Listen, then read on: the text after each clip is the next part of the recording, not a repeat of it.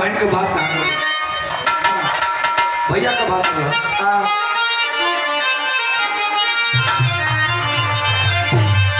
अरे क्रिया खा के कहो ईमानदारी से जार नहीं हरे तक रही की ससुरारी ले। अच्छा हाँ सोचे ले क्या तुम्हें प्यार करे कि नहीं? हाँ हो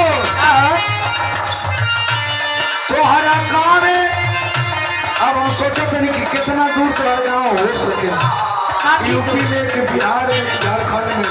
नहीं तोहरा गाँव में आई बुता बोलाई की ना तोहरा बुला ले बोला नहीं। हाँ बोला मैं भी यहाँ करवा दिया। ओ तोहरा गाँव में आई बुता बोलाई की ना। कौना खुशी में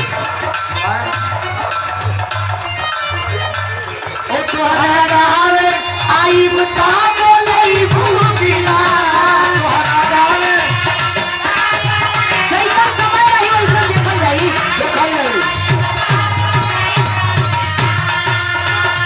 तोहरा गाँव में आई बुता बोलाई की ना हंस के एक लोटा पानी पियई की ना।